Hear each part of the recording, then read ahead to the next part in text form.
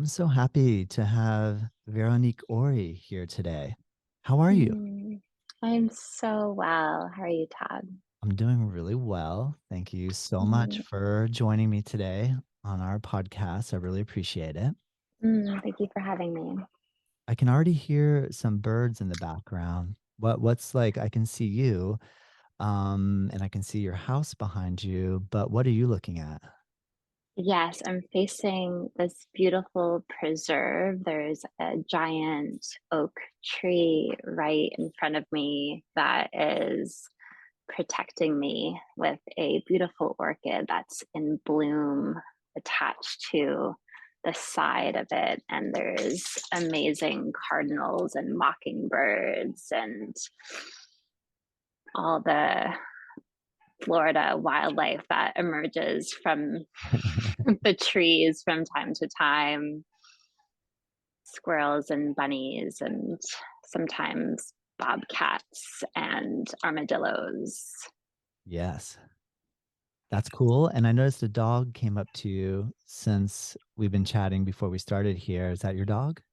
Yes, my yogi pup Bowery, he likes to sit when I am in Baddha or butterfly pose. He thinks that's his perfect perch to sit on my meditation cushion with me. That's perfect. You'd maybe would have to pay someone to assist you like that normally, but it sounds like you have Yeah. a Yeah, we have a fine kibble exchange going on. nice. I love well, first of all, I was really excited to see that you're located in Vero Beach, Florida. And whenever, because we're not far away down here in Juneau, whenever I hear birds like that in Florida, like sometimes when I see the development that's going on around our area, like there's so much building going on that Mm, I'll forget, or sometimes it's like maybe not apparent how much wildlife there is around. So to hear that, and if I did not know you're in Florida, I'd maybe think maybe she's in Costa Rica or she's down in the Amazon, or but to hear that you're right here in Florida and there's like those birds in the background is reminds me of how much natural beauty there is here in Florida. You're originally from Canada, is that correct? yes, originally from Montreal, Quebec.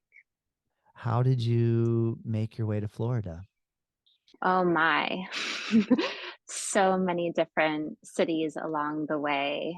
I was in the States since 6 years old. My dad's job transferred when I was a kid, and so spent much of my childhood in upstate New York.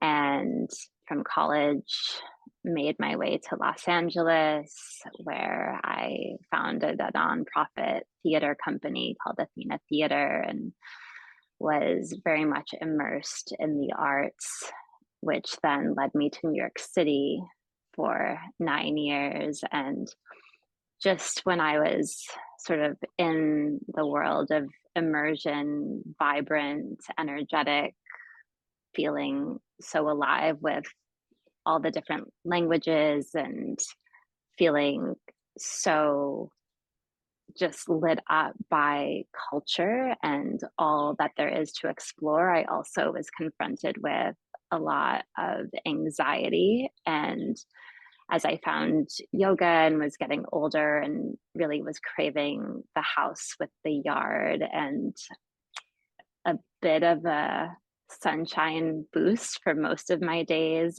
I landed in Florida 4 years ago, just really wanting that upgrade in quality of life and Very really cool. feel that Vero Beach is just so peaceful. It's such a quaint little beach town. Really love it here.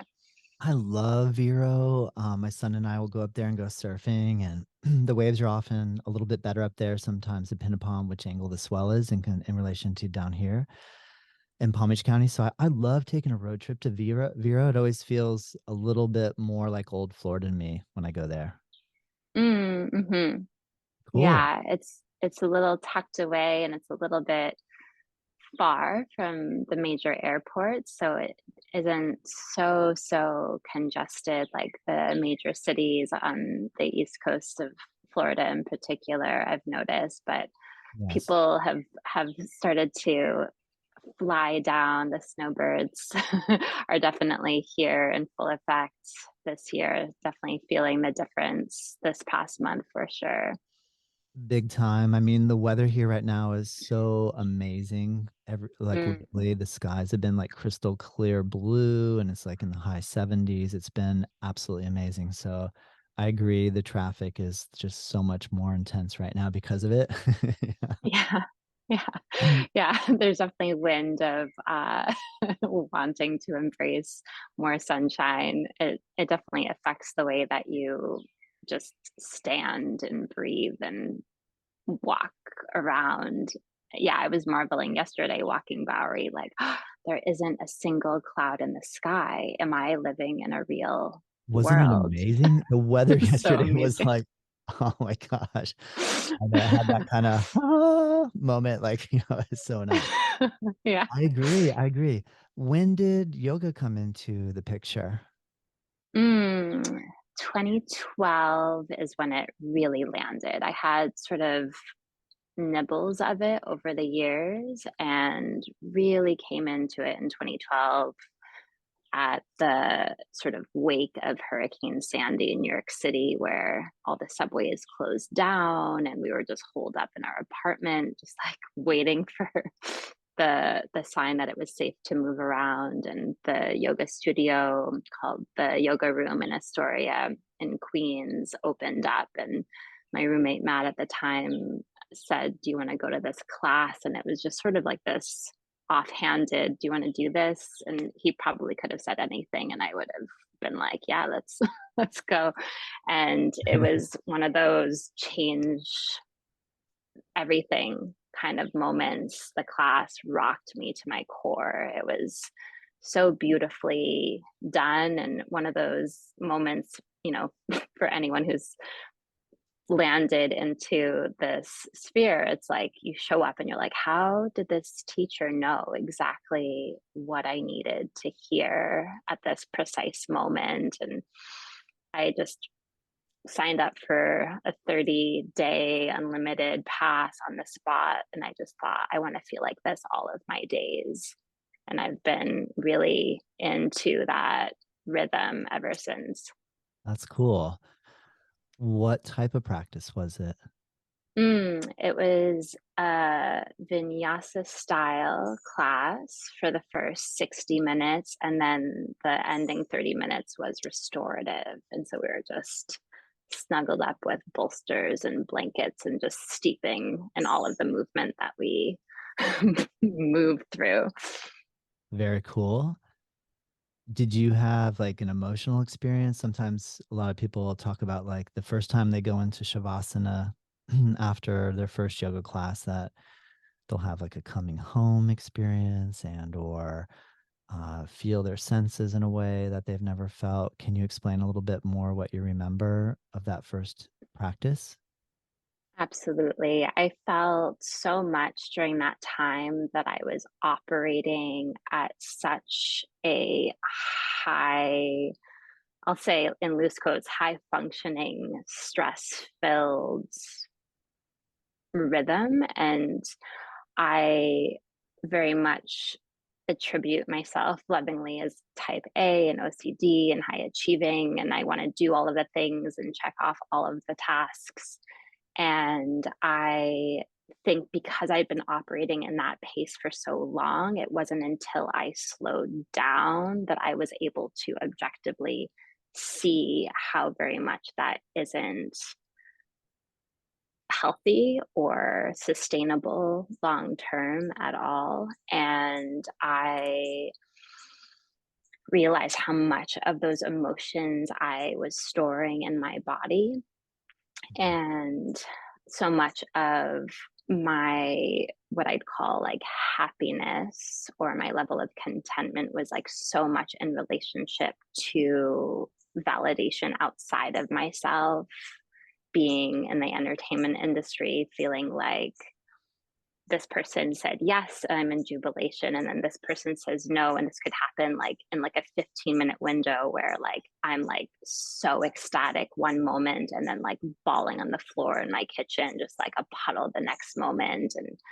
just starting to unpack that. And I think, depending on any industry one is in, there could be that tendency of, you're seeking a raise or you're seeking like a kind word from your boss or whatever it is. And it's like when we're constantly reaching for something outside of ourselves, we are really giving our light and our magic away. And also just like playing with that area of where our own control habits reside. It's really, really toxic ultimately in terms of finding that sense of peacefulness and remembering what it is to actually be in this deep contentment that is devoid of the exterior, which is,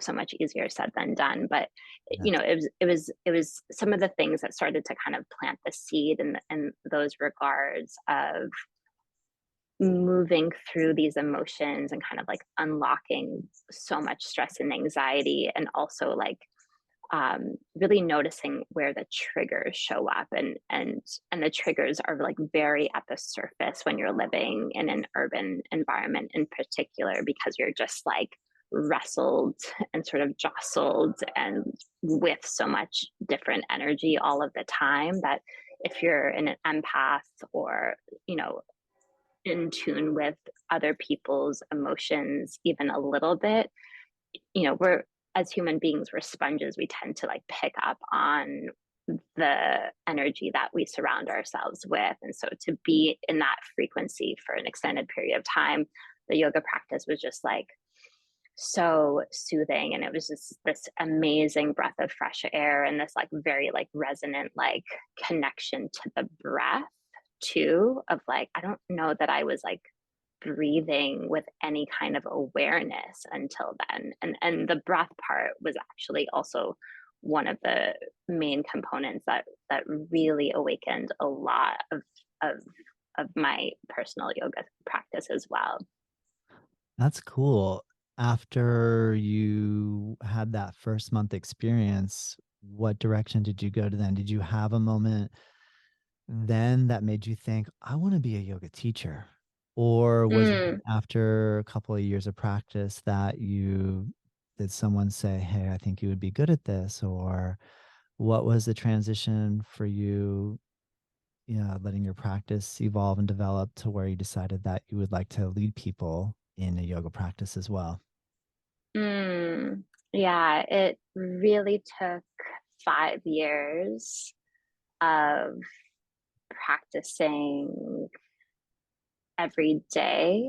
And there was a moment I was on a yoga retreat with one of my favorite teachers, Kylie Holiday, out of New York City. And one of the participants on the retreat, he said to me, you should really teach. And I said, oh, no, no, like I really enjoy this. I was so worried that it would, sometimes when you know too much, it kind of clouds your ability to have beginner's mind with it. And I found that with theater, it became very hard to just watch a play without simultaneously looking at the lighting design and the sound design. And oh, that's interesting. I wonder why the director made that choice, and sort of like psychoanalyzing everything instead of just like let it wash over you in a way that feels like what the team designed the show to do. And so I was really worried about that, becoming a yoga instructor, of like, I don't want to lose the magic of it.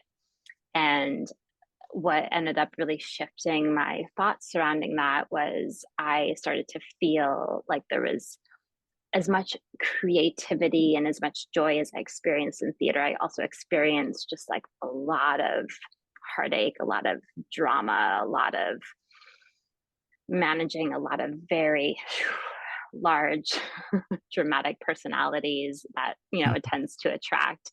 And I would be managing all of that and feeling like I was putting out fires constantly with my theater company. Like it just seemed like there was something going wrong all of the time.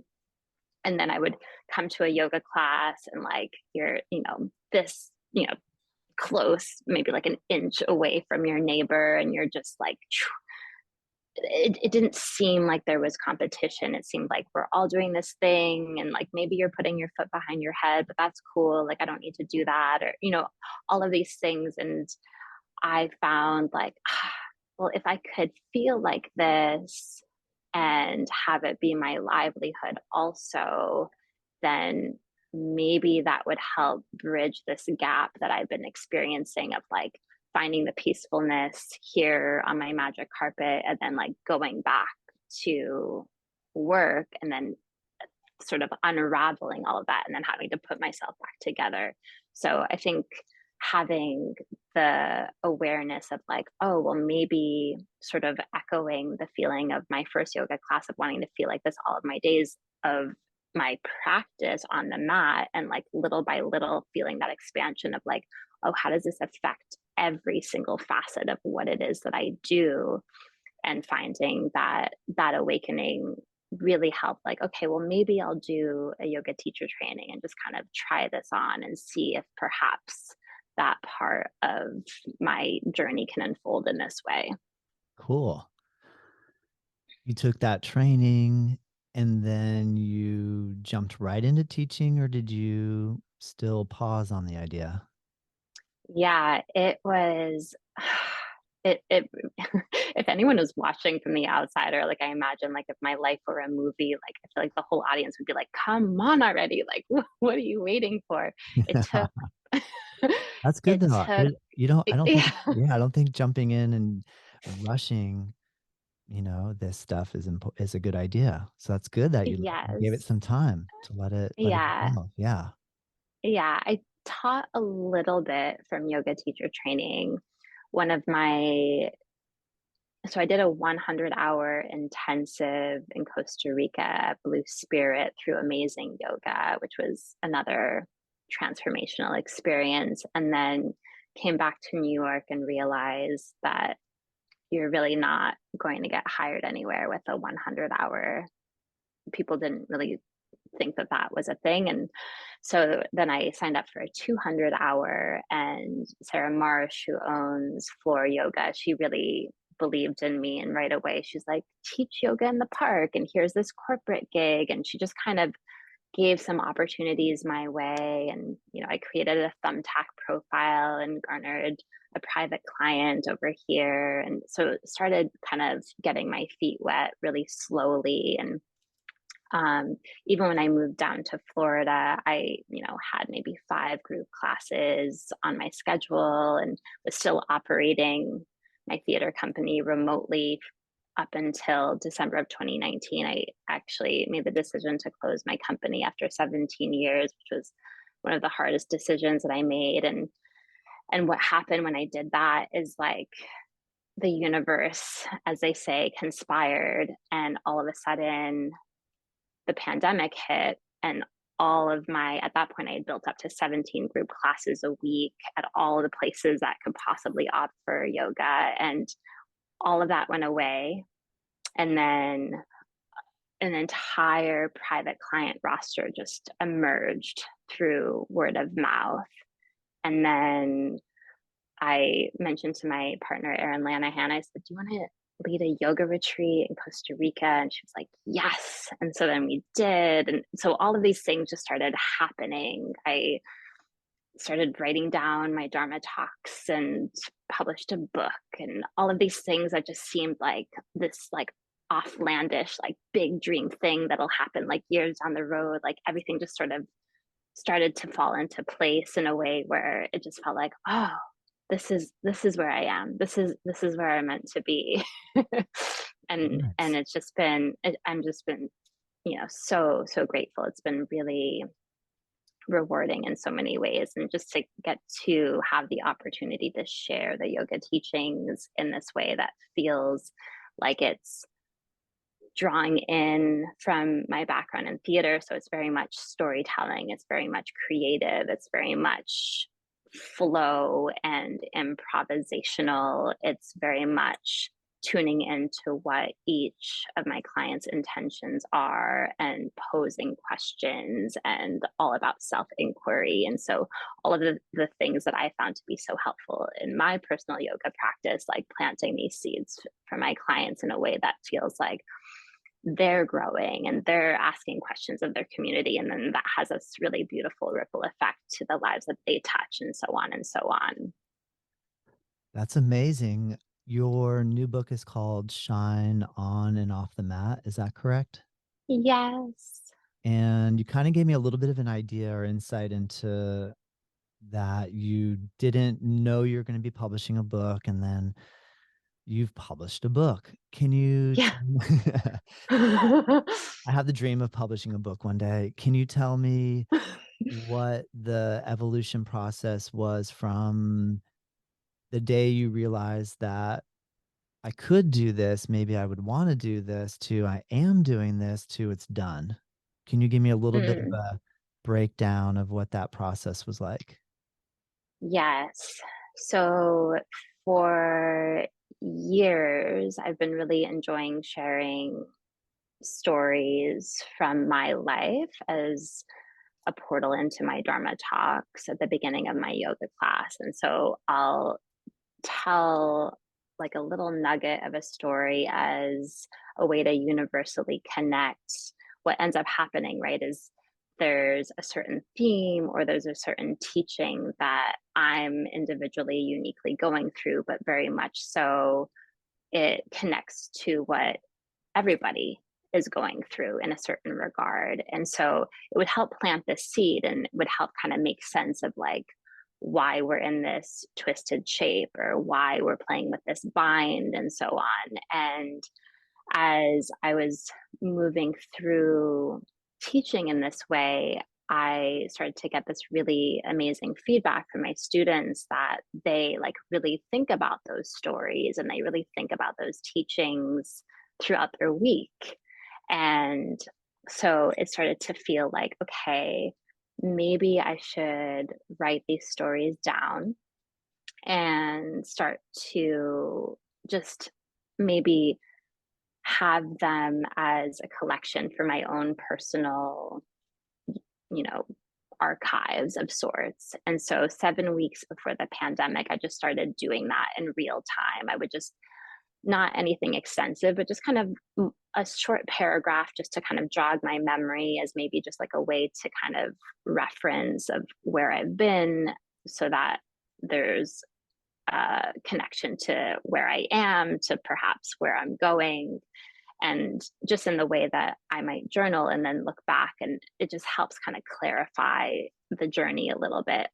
And so then when the studio closures happened, I very clearly had this vision of the idea of this interactive yoga book, that it would be a story on one page, a photograph emulating the essence of that story on this page, and it would connect to a video series where there would be a 20-minute meditation, a 20-minute vinyasa practice, and a 20-minute yin practice.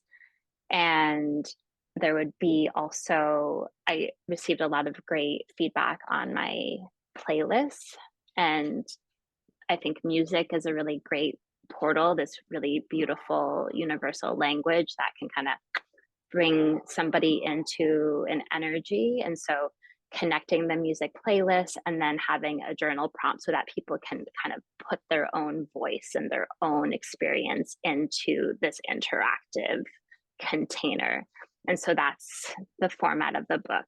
And so it's one theme with the story, with the videos, the music, the journal prompt per week for a 52-week journey through that first year of the pandemic. Wow. So Yes. I what that's super ambitious because you said Yes. so out of 52, and for each week you have so a story, a photo that represents, and then so the video, then you have a link in the book that you direct people toward onto what platform, like Vimeo or Yes, it's Is it on Vimeo? Vimeo. Vimeo, thank you. I was like, I probably said that wrong. And then is that something that they need to purchase the book to be able to watch? And it's like there's a code, or is it something that those videos are available for people to see anyway? Yes. So I do have a special offer right now, specifically for your listeners. So there's my book, which you can get the hard copy or the ebook. So I'm offering it through the month of February. A little preview. So the first 10 entries of the book, I'll give you the link to put in the show notes. It'll be Cool. the first 10 entries of the book, as well as unlimited access to the videos on my Vimeo channel. Ordinarily, the the subscription is just $7 a month, so it's very accessible to everyone. That was my big impetus, especially when everything shut down, just wanting to create something where people could practice from anywhere. Yeah. What a cool idea. I don't think I've come across this particular way of presenting like this. Is this something that you got the idea off of somebody else? Or I or is it that it just dawned on you like, let me combine all these different visual mediums, word in the sense that you can write, you have a photo and then a video. That's really cool. It sounds Thank unique. you. Yeah. Thank you. Yeah, I I'm had excited to never check it. seen.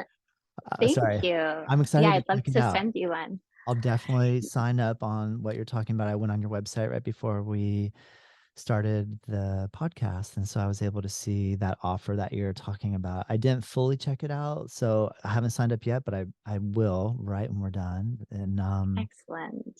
that's such a good idea. So I have a bunch of questions for you.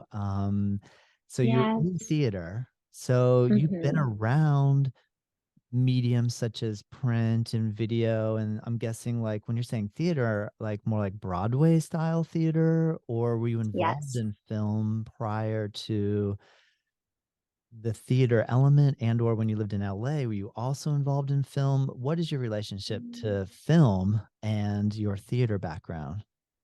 Yes. So I studied theater in college, and I moved to Los Angeles out of college. My theater mentor said, because I came to him, do I move to New York City or do I move to LA? And he said, move to LA because you'll never make a living in theater doing straight plays. I don't sing and dance in any way that one would pay for that.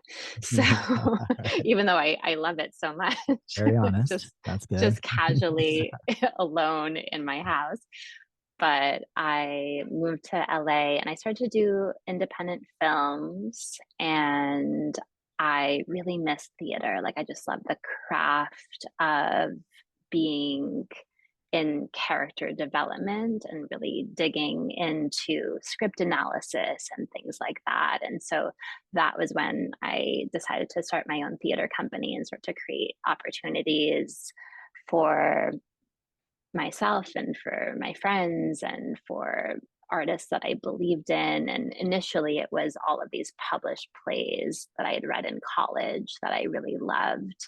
And then the evolution of that was when I moved to New York, I had feedback from one of my colleagues like, why are you doing this revival of this play that had this huge successful Broadway run? Like, what is your angle? And so I started to question that. And then that's when I really shifted into finding different ways to support emerging playwrights. And so started producing original plays and Wow. finding, yeah, new playwright containers of curating plays in house and having monthly readings and different things like that. So, yeah, a lot of experience on the stage and then a little bit of experience on camera and a lot of experience behind the camera in different facets as well. How did you I know this is going a little bit more down the technical of like the how to. I know there's yoga teachers that are listening that are utilizing online platforms, creating online platforms. There's students that are listening that are benefiting from the online platforms that are being made. In relation to, you have some really beautiful video that's shot on your website that I saw of you practicing on the beach. No, Did thank you you. set up a tripod and film yourself, or did you have a pro doing all this I, for you? I definitely had a pro. I definitely had a Okay. pro. Fair enough. So Brandy Anthony shot the video that's on my homepage, and then my dear friends Shaz and Jeff shot the photographs that are in my book, and they're Okay, sort of cool. woven into my Instagram feed as well. Nice. Yeah. The That's Vimeo amazing. series I shot myself because that was a weekly commitment that I Yeah, made, yeah, and I wanted it to feel intimate, like at home. I didn't want it to be overly produced. I yeah. wanted it to feel like people were just kind of like stepping into my porch. Nice. And you said a 20-minute practice on yin, a 20-minute practice on vinyasa. What were the three categories that you kind of kept it around? Yes, and guided meditation. Cool. Yeah, so anchoring the theme or into the meditation. So starting with a place where one could be still. And the invitation is, you could also take those guided meditations on your commute. You could take it into your bath. You could take it on your walk with your dog or your kids or your loved one. And so trying to and part of the reason, just to come back to what you were saying of why all of these things together, is I believe, and of course we're here talking about yoga, and everyone listening, we're drinking the Kool-Aid, like, yep, we're here for yoga. But I often meet people who will say, like, oh, I took a yoga class once, it's not for me. And oftentimes I feel like perhaps they are needing to receive it in a different way through a different person, maybe at a different time. And we all learn in different ways. And so finding that through either hearing it or reading it or seeing a photo or maybe doing a journal prompt, maybe like the yoga practice doesn't look the way that maybe you think the idea of what yoga is. And so the hope is that there are these different ways to process it. And in the spirit of it being a 52-week journey, is like you could do it in sequence the way that I wrote it, or you could close the book, close your eyes, and then open the page and let the theme that is meant for you to show up to practice with. And that could be a pondering, it could be doing the guided meditation or the vinyasa practice or the yin practice, it could be listening to the playlist while you're folding laundry. There's so many different ways to play with it, that there's this opportunity to perhaps, especially if you are new to the practice, and then also if you have been practicing for a while and maybe feel like you're at a plateau, or you feel like a little burnt out, or maybe you're like wanting like a different creative pathway, it it's hopeful that it's a canvas that you can kind of like show up where you are, and almost like a buffet, choose the thing that resonates in the moment. So cool. Super creative. Thank you. Is once the today, did you practice any meditation today? Oh gosh, yes. Can you give me I some? Oh yeah, what were we gonna say? Yeah, I love starting the day with a meditation. I actually, do you know the group, The Light Meeting? No. Oh goodness. So I originally found them on Insight Timer, and What is they that? are I've been really I go through phases. Sometimes I want guided words, and sometimes the the soundscape of music feels like the thing, and that feels really resonant these days. And What? so I Can you repeat that? You said light meaning? the light meeting. The light meeting. Where would I find Yes. that? So they are on Insight Timer and they also have a Spotify. Nice. And they're this cellist guitarist duo based out of Arizona, I believe.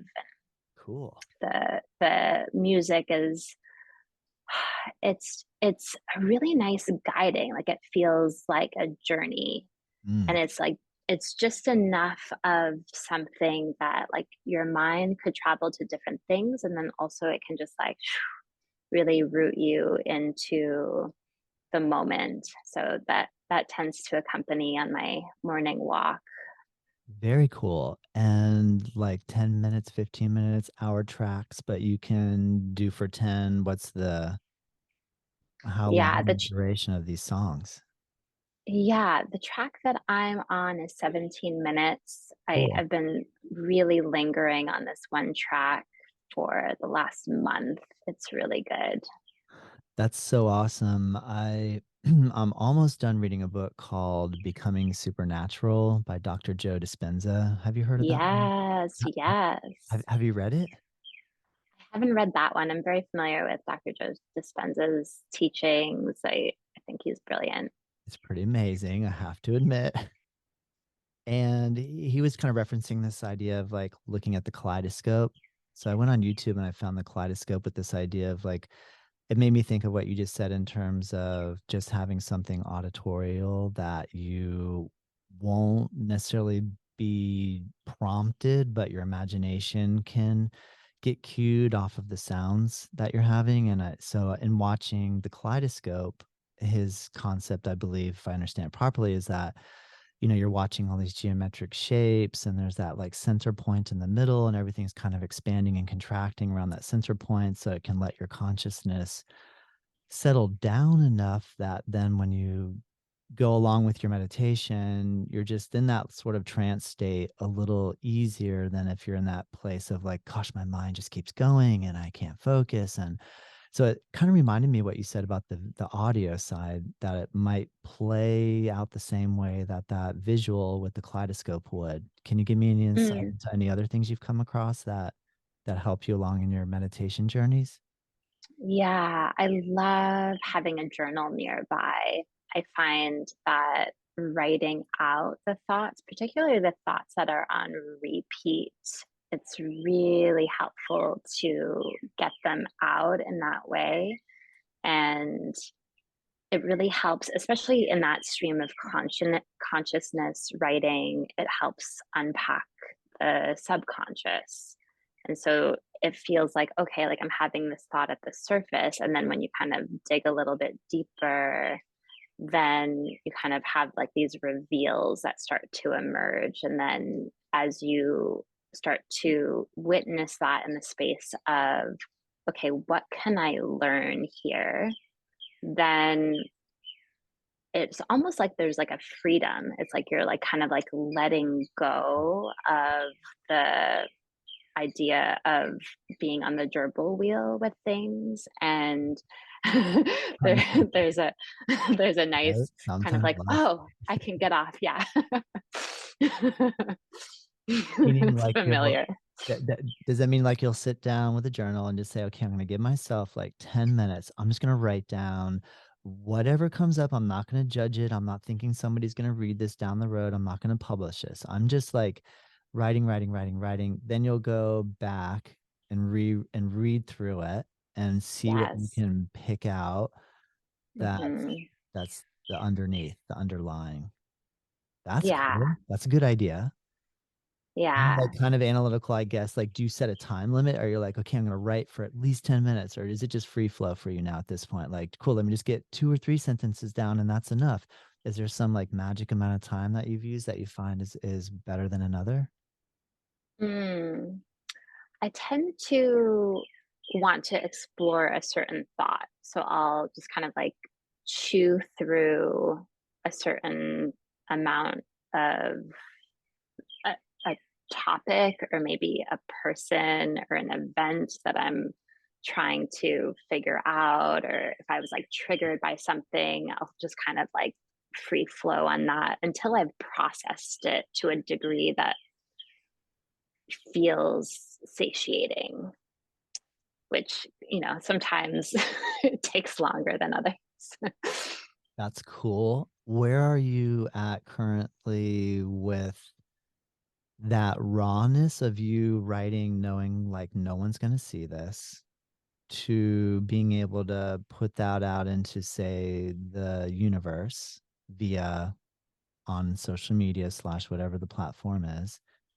Are you editing before, or like how many layers down the track from the raw to the final are you Mm, going these days? Like, do you have any challenges with that? Are you at a place in your life where you're just like, I'm gonna say anything and everything I feel, and I don't care how anybody judges me. I'm not gonna like worry about any judgment whatsoever, and I'm not gonna be scared about any of that. I'm just gonna put it out there. Or do you write the raw and go, ooh, I know that's gonna offend somebody. I'm not gonna say that.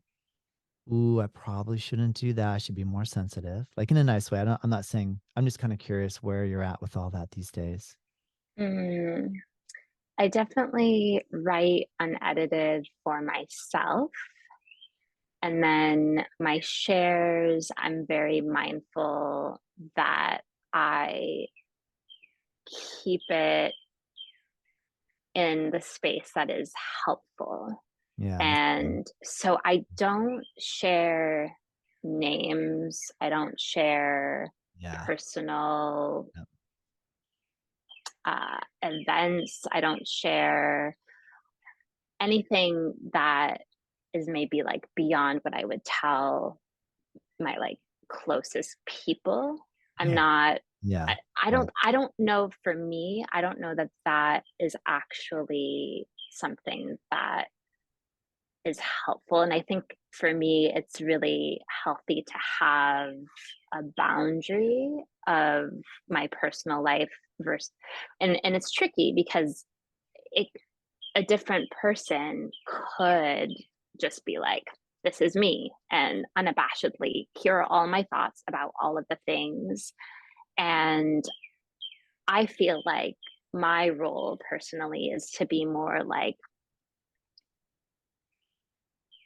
finding myself as a vessel to plant the seeds of an energy or an emotion or a certain processing or like a certain quality that feels like a universal consciousness so that it prompts people to process their own so they're not distracted by like my own specific unique story. Cool.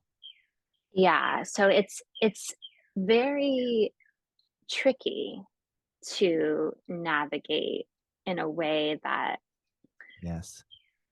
wanting to share your heart and wanting to be open, but also not wanting the like minutia detail of that to be a distraction. Yeah. I see that. It's so cool because I can see your background as a screenwriter or a playwriter or a playwright and or editor and or how you were talking about how you really love just like getting in on a story and character development and the way you're going to portray that.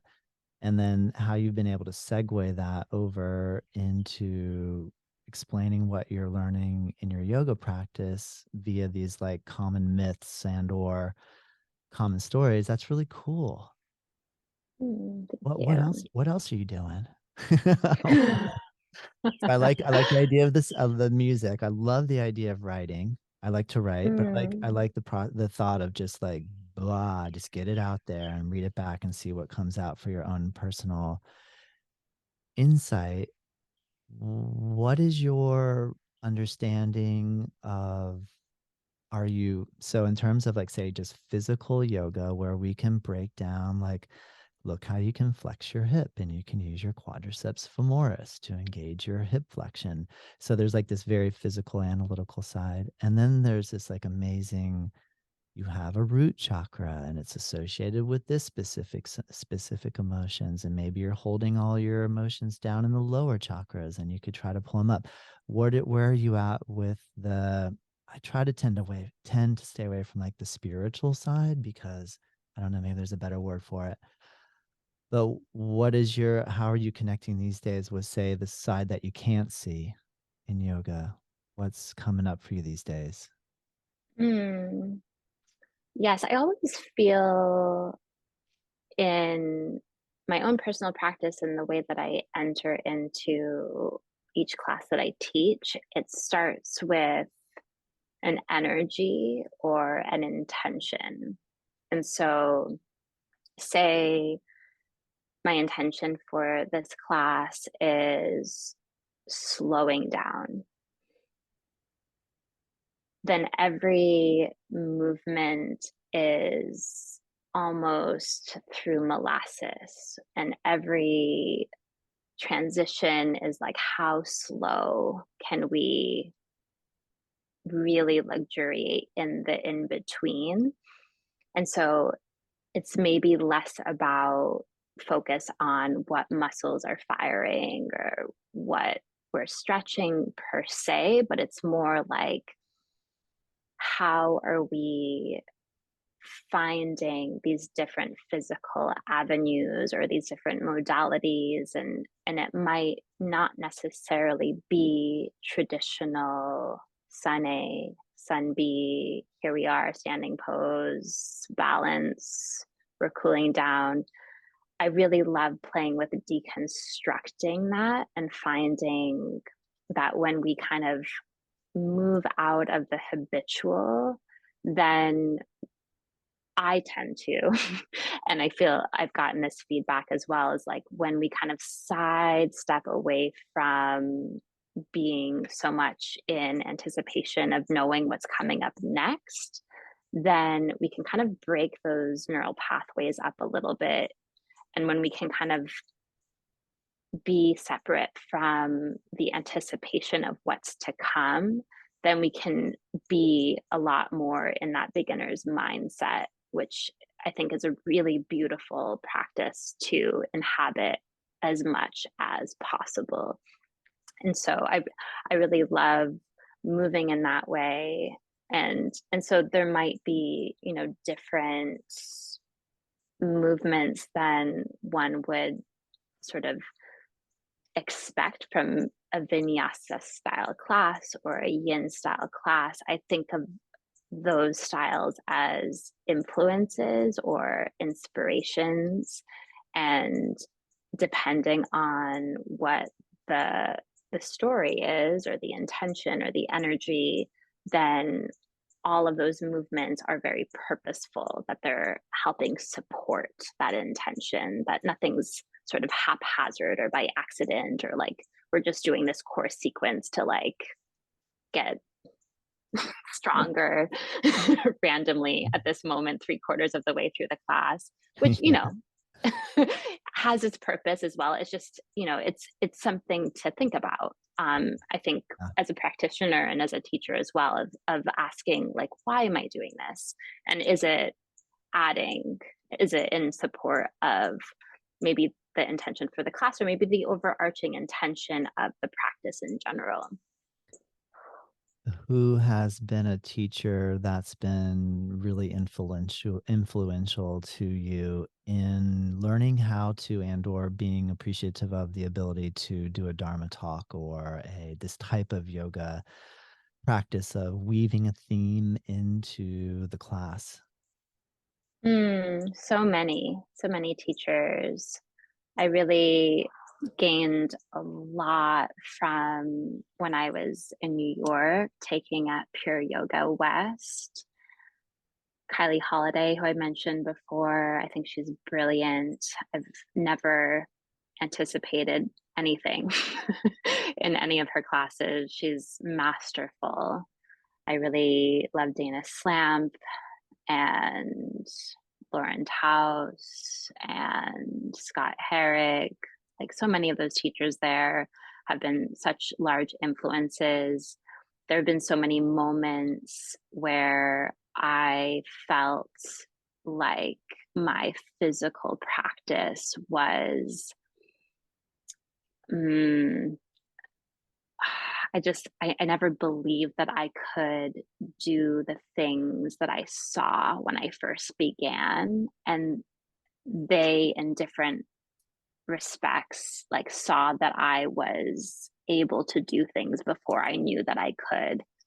And and it really helped translate how when we think we can't do something, we end up proving ourselves right. And it's probably not the way that we want to prove ourselves right to limit ourselves. And so disbanding that and like really finding these more advanced postures have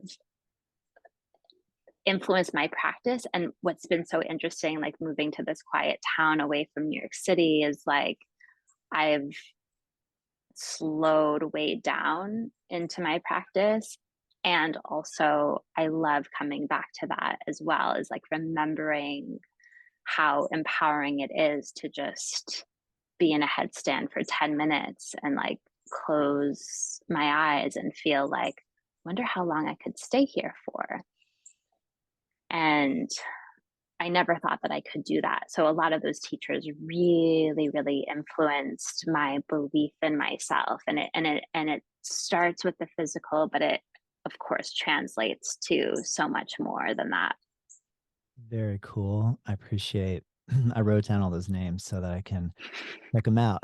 And Yeah. what has been your experience with guru yoga in terms of have you subscribed to a guru or not? Have you had Hmm. any uh guru challenges? Like I like the way that you're telling me the way you had the relationship with your teachers where they could see something in you before you could. And I think in some ways, in my own personal idealism of what a guru is a teacher. And in a lot of ways, those folks for you were your teacher, and they could see that, wow, look at what she could do, or what I think she can do, or maybe this is a blockage that she can't see, and maybe I'm going to help her out. And I knowing guru yoga or having a guru, maybe that's the hope is that the guru is going to see something that I can't see. They'll remove that obstacle. I'll see clearly, and then life's going to be amazing. What I know it's not that simple, but that's kind of like my idealistic dream that I had back in the day. Have you had any guru relationship situations over the years in your yoga experience? I haven't personally, no. Yeah, the guru title is wildly either very like this is it, or it's very divisive. And I haven't necessarily sought one out, and one hasn't necessarily appeared to me in that form. And also, I very much have conscious time to connect to source in the mornings. And so maybe in that way, there's this vertical connection to maybe ancestors, or maybe like the energy of, I think, the the teachings that are sort of in the universal energy. And so maybe like that could show up as like an angel, or something that maybe doesn't even have a name. And yeah, I think sometimes it's like, okay, like what would be most anchoring, what would be most uplifting, what is it that I need in this moment to progress or evolve or grow. And and maybe it doesn't have a name, and that's okay. That's cool. I'm curious, do you believe a guru situation would hold you back more than it would propel you forward? It sounds to me like you're at a point where you're able to trust your intuition enough and listen. And like you said, if you can tap into a feeling of being connected to like a universal source, that then there's no need to have another person in that in between process. Mm, there certainly could be value to that. I don't know that I would really say one way or another. And mm, Cool. I mean, I just curious. I have my own experiences with that, and that's where I just like to pick people's brains and see like yeah. where are you at with all that stuff, because there's like such an interesting part of the yoga world, like I'm personally now a Yeah. little bit more just like I just want to focus on my meditation and derive what I can get out of my own personal experience and see everybody as a guru, everyone as a potential teacher, Mm, possible teacher. So that's where I just wanted to see like where you're at with that. So thank you. yeah. Thank you. Hopefully I wasn't Yeah. going too deep on you or, asking something that's too personal. Yeah. Well, it's something that, thinking about, I was listening to Jeff Krosnow's podcast this morning, and there was this conversation on Ram Dass and, like all this, history of people in the 60s and the 70s traveling to India, and like their guru like showing up to them, and through psychedelics and all of the things of that era happening, and then certainly how that traveled to the West, and it's fascinating to think about how um, that happens, and usually I think what I'm sort of leaning into right now is that in the stillness and the quiet, that guru or that teacher, and it could be in this oak tree here, it could show up in these different ways, and probably different than maybe we would expect it to. Yep. Yep. I like that. I like the fact of thinking that your oak tree is your Yeah. it's a good point. You made mention how much and the orchid. There's an orchid over there Yeah. too, right? Yeah. Yeah. And that little squirrel or armadillo that comes scurrying across. Hmm. Good point.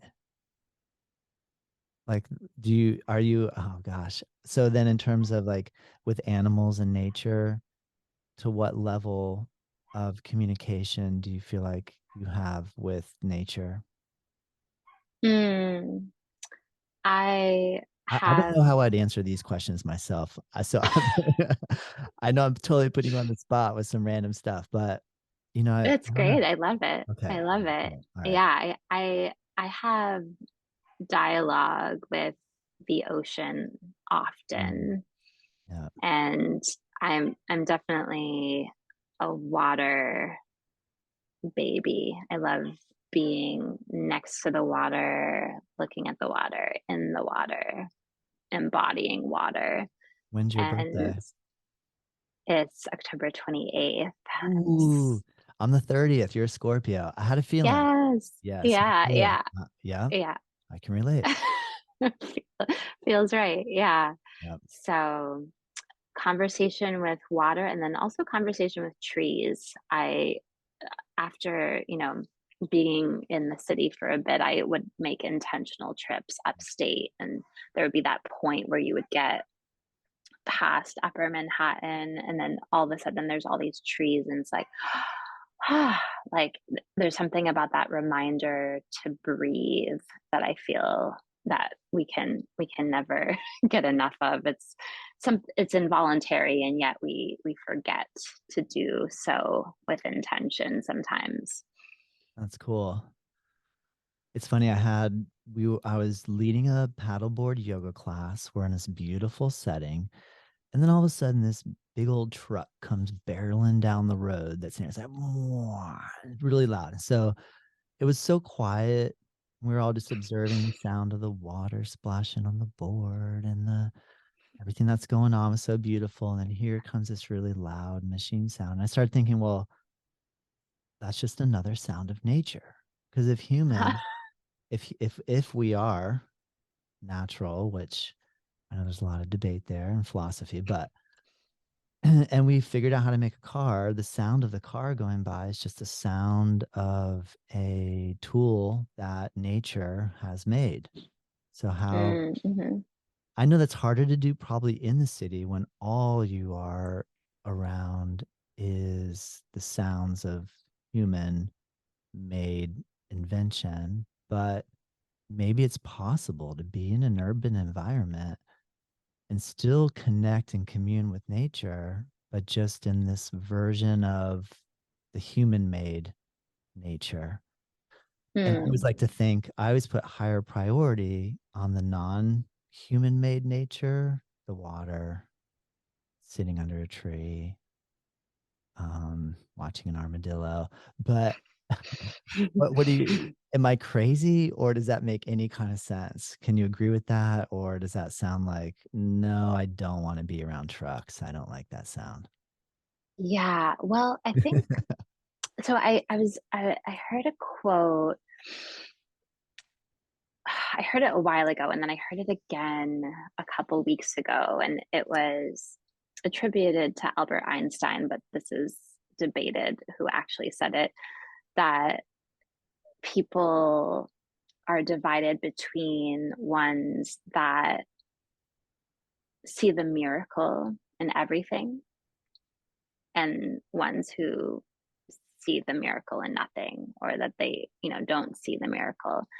And it really struck a chord with me because I think when we get into these dark pockets of processing grief, or we're in a spiral of anxiety, it's hard to see the beauty in the truck that's disturbing the yoga class, say, or, you know, all of the things that are distracting us from our practice or our meditation or just trying to live peacefully. And I found, just as an example, I was remembering in New York, I would be on any given subway car, and in quieting myself down and deciding not to bury myself in my phone or my book or whatever it is that I was focusing on, I was so just in awe of all the different languages, how Yeah. every single person looked like they were from a completely different world.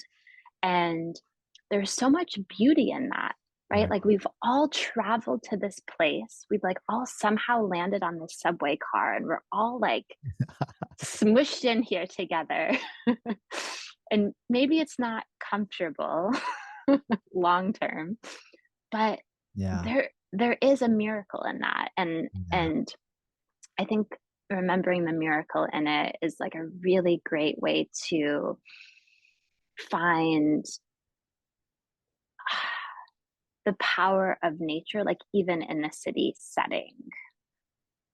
And Great when answer. you like Yeah. when you think too, like, oh my, like I couldn't build a truck. I, like thinking about like all the components that it takes to like make like one of those like massive like diggers, or like, construction vehicles that make the most amount of sound. It's like, wow, like can't believe like someone put that together. That's pretty marveling. And so it kind of like takes away, or like helps soften the edges of being Yes. annoyed by the distraction, and kind of finding like, oh, like there's also a gratitude practice, right? Like this construction is happening here, or like my garbage is being picked up. Like I'm grateful that I don't have to do that Yeah. personally, Good these point. different things. Good point. Yeah. Thank you for going thank you for going down that track with me. Yeah. I love the fact, like, yeah, I like that you brought up, like, finding the miracle and everything, like, being able to sit on the subway and really appreciate cultural diversity and, like, whoa, we're all here right now, like, well, how did we all get here? Like, in this moment, Yeah. like, it's kind of it is Yeah. pretty amazing. It is amazing. I'm taking my glasses off during the podcast because my wife watched the last one and she's like, Todd, the light's reflecting on your glasses. You got to figure something out. And so I've taken them off, which maybe is good because I feel like my mind is going a little more into like these different ideas. But I just looked at the time and I went, holy cow, we've been going for a while now. Oh my goodness. And so I want to be very respectful of your time. And I will have more questions for you. Hopefully, maybe we could do more in the future. Yes, I'd love that. Is there something, Veronique, that you can help us close with, though? You've said some really amazing things, and I'm really enjoying our conversation. So I don't want to bring it to a close, but is there something that you would like to share before we do say goodbye for the Mm, time being? yeah. Well, before you hit record, I said that I really wanted to talk about stillness. And I feel like that's something that I just keep hearing people struggle with, and this like intentional rest. And so I think this podcast is like a really great portal towards that, this like really beautiful opportunity to simply listen. And, and I suppose I just feel called to share that perhaps this could be like the little kernel, the little invitation to continue to listen, that, you know, beyond this podcast ending, that you, the listener, continue to stay open and listen and get still as often as possible.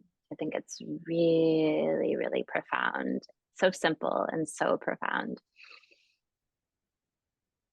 Yes.